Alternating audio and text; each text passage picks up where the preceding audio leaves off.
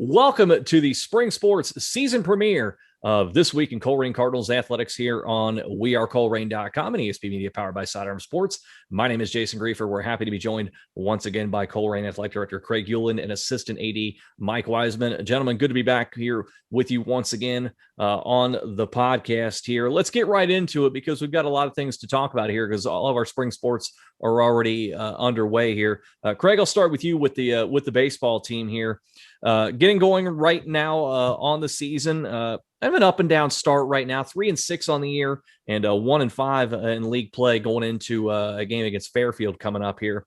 Pitching staff's kind of struggled as of late here, giving up at least 7 runs in 5 of their last 6, which the Cards have dropped here. You've also won a high scoring one in that one thus far. But I want to focus on the pitching staff right now. From your perspective and talking to the coaching staff here, what are they working on right now with the pitching staff to try to cut the number of runs allowed down?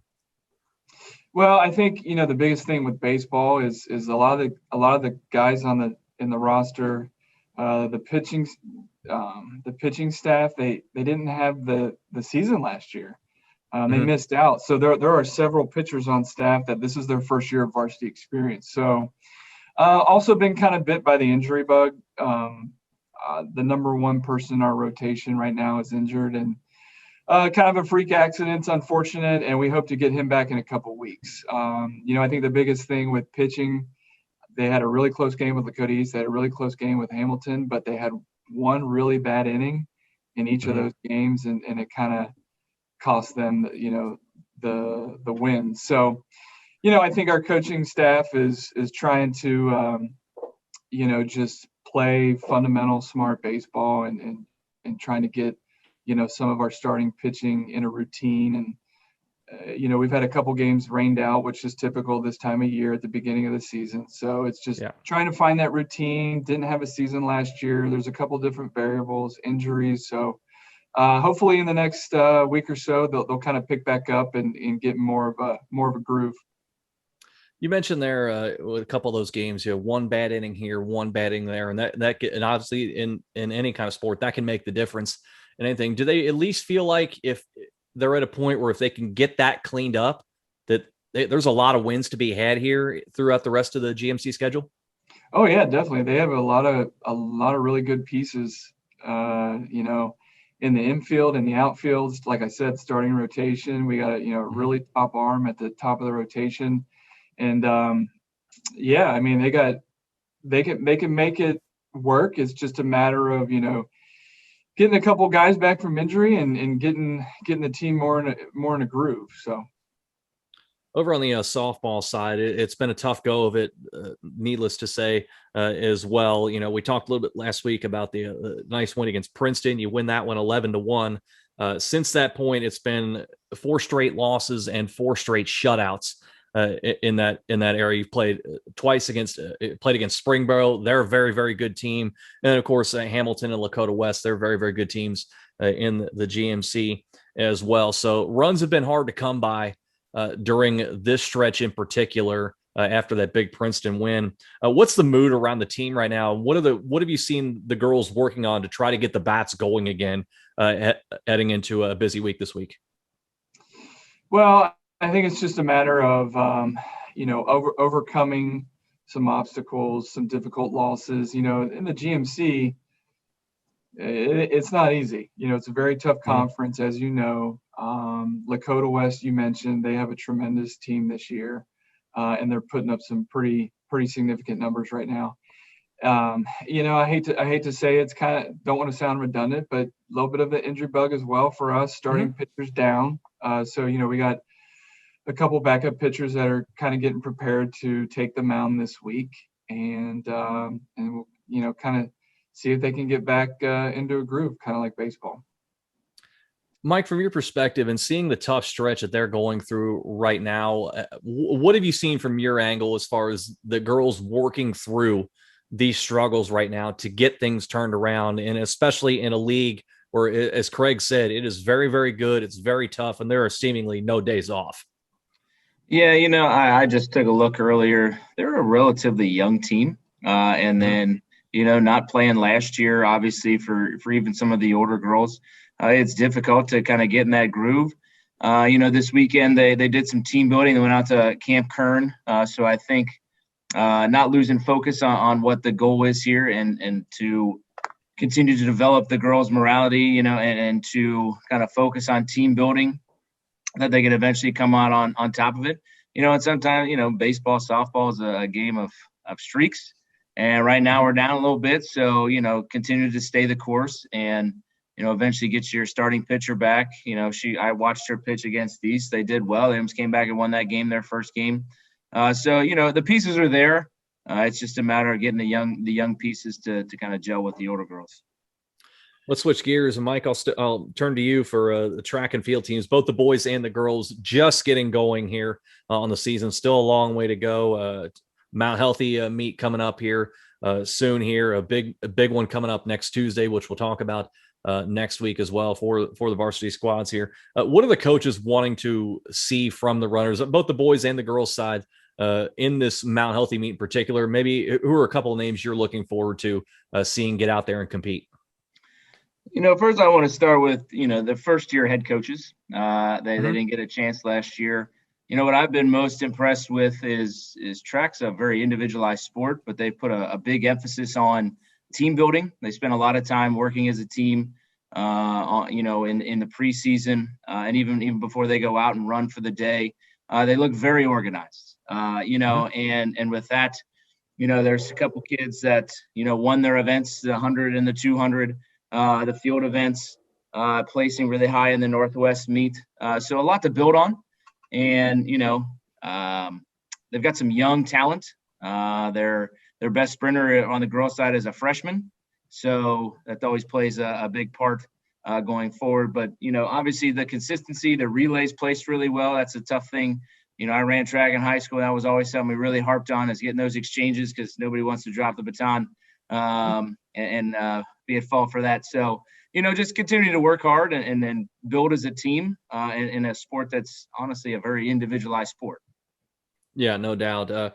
Craig, let me turn to you real quickly here with the track and field here. Seeing both the boys and the girls, as Mike mentioned, some of the results they had there at Northwest, and I'm wondering the interrelationship between the two squads there. Do you get the sense, and with these brand new head coaches, essentially, because there was no season a year ago, that one side can feed energy into the other side and they can really all lift each other up? How does that dynamic work between the boys and the girls? I think it's been going really well. Just like Mike pointed out, we noticed in the preseason that they were doing a lot of work together, getting to know one another, because it's the same story with, like we talked about with baseball and softball. I think it's been really hard the last 12 months for these kids, these spring sport athletes that did not have a season last year. And you mentioned we do have two new head coaches that we hired last year. They didn't have a full season. So this is their first real season. So I think there's been a lot of positive, and they did really well at the Northwest meet. We had several events. We got first place, several events. We got second or third. So I think it was a good start. The only thing that's different this year with track and field is, the amount of schools that typically host a meet are not hosting meets this year. So it's been a little bit harder to fill an entire schedule, which is why you probably only see one meet every maybe 10 days that they're competing in. So they got a meet this week, but next Tuesday we're hosting the longest running varsity meet in Cincinnati, 51 straight years at Colerain High School. So we're excited about it. Mike, how are they going about keeping themselves fresh and motivated, if you will, given the fact that there is such a long layoff between meets? Does last year's non-season factor into that? I don't think it really factors into that. I think, they're athletes. They have schedules. I think their coaches are, doing a good job as far as not overdoing it in practice, but it's a build-up. You don't want them peaking now. Peaking Sure. now is not good in the long run. So it's a constant kind of, messing with the schedule a little bit, to tinkering with it to get it right. And, they were both track athletes, so they know what they're doing, and we kind of trust them to get the kids in the right spot once, the end of the year comes and competing in the districts and, the regional. So. Moving over to tennis here, they're just a couple of weeks into the year, a couple of wins on the year, 2-4 overall, an opening win, 4-1 over Northwest. Most recently, get a 4-1 win over Baden, so that's a nice one there. Really hung tough with a always tough Elder team. Lose that one 3-2. So in a lot of these matches thus far on the season, they'll look to try and pick up a league win over Fairfield today. Oak Hill's coming up here this week as well. Mike, in your estimation, in talking to the coaches here, how tough is this GMC expected to be this year? Well, I was just talking to our coach today. Our number one singles. She said he's got a tough road ahead of him. He's a great kid. He works really hard. But it's a difficult league in any sport. But I think he's a very positive kid. Jacob Zielinski, great kid. He's a soccer player as well, so I know him really well. He's been a great leader for the program. We've got a bunch of freshmen that have kind of signed up this year that have joined the team, so we're young there as well, which is great for us going forward. Andrew Ryu is another senior, has been a great leader for the tennis program. Had a big second singles win against Elder, coming back from a set. So they're really excited about their leadership, and then also sprinkling in some of that youth to give them some depth, and then to build for the future. A couple other news and notes going on at Colerain in the coming weeks. One of those coming up is signing day. We got a spring signing day coming up. That's going to take place on April 28th.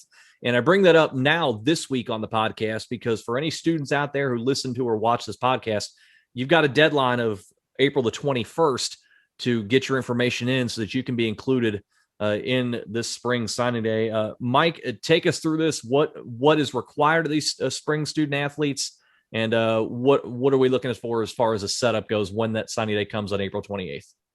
So we're excited. This signing day will be in person. We'll be able to gather in the gym with all of the families, be able to spread out, be able to set everything up kind of as we did for the winter one. Just a few less restrictions as far as having times and spreading out the times and when families are able to come in. The students just need to email me their information that's been posted on the website. It's also on Twitter.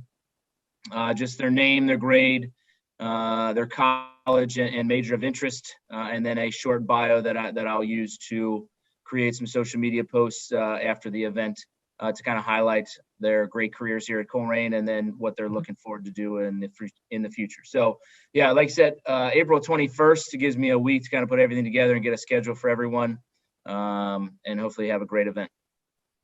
As Mike said, all that information also on wearecolerain.com. Craig, let me turn it back to you because we have pretty big close the week that week. You've got the spring signing day there on the 28th, but then the following night, we're going to actually be able to have an in-person senior awards night. That's pretty cool as well. Tell us a little bit about it. Yeah, so the senior awards night is Thursday, April 29th. For the last 4 years, we have been honoring a specific number of senior athletes with their academic peers. So we do an academic and athletic awards night together. And that's going to take place again, like I said, April 29th, 7 o'clock. We're actually going to do it in the football stadium this year, which we've never done before. We're going to do that, obviously, so families can spread out and it can be an outdoor event. So we're looking forward to doing that for the first time this April and the next coming weeks. And there's about 15 different categories that student athletes get nominated for. And then we actually have a meeting with all the head coaches, and the head coaches actually vote on all the nominees for each category. So we'll be recognizing somewhere between 15, 20 senior student athletes. And in my opinion, it's probably my favorite part of the job and my favorite part of the year is when we recognize those top senior athletes. Really cool to be able to do this once again, and we weren't sure when that would be able to happen again. Lastly, before we wrap up the podcast here this week, I want to get both your thoughts on what we'll talk about next year, and that is the fact that we're getting into the spring sports season. Some sports are further along than others thus far, still a long way to go, and we're going to carry this podcast really through the month of May. I'm wondering what it's been like for you two as administrators to see the ability and to continue to grow it, to have more fans and more spectators out there to support these kids who did not have a season a year ago, these spring season athletes, to be able to have them back out there and to give us a little bit more of a sense of a normalcy. What's that been like for you to watch, not only as an administrator, but also as a de facto fan yourself? Craig, I'll start with you. Yeah, I think, obviously we're excited to be here. We're excited for them to have a season. I think the way that this year has gone, a lot of our parents are used to the protocols and the restrictions.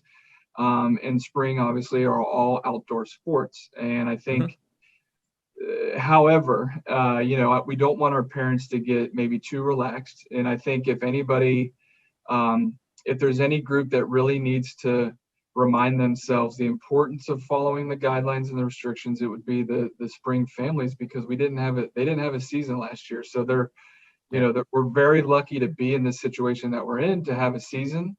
But we just need to keep reminding ourselves the importance of following the guidelines. And to add to that, just as recent as last week, Governor DeWine has lessened the restrictions for the outdoor events. So once again, not saying that we're out of the woods yet, but I think as we go into the next, several weeks, and especially into the middle of May, towards the end of the season and start of the postseason, hopefully things will be a little bit better and we'll be able to host some more spectators. Mike, what's it been like for you to watch? And also, how have the student athletes taken to being able to have a few more spectators come in and support them? I think the athletes have been great as far as, them following the protocols that they need to in order to have their sport. They above anybody else, kind of been the biggest proponents to make sure that they're following those guidelines.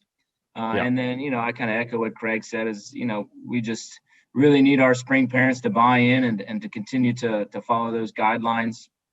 It was really exciting going out there and watching the first baseball game and softball game, seeing all the parents. I think we had more spectators at some of those games than we did 2 years ago. So a lot of people are very, very excited, but we can't let our guards down to the point where we, don't follow any of those guidelines. So it's just really important that we keep in mind that it's the kids' sports. We're here for them, and we need to do our part as parents and spectators to make sure that they can continue to play.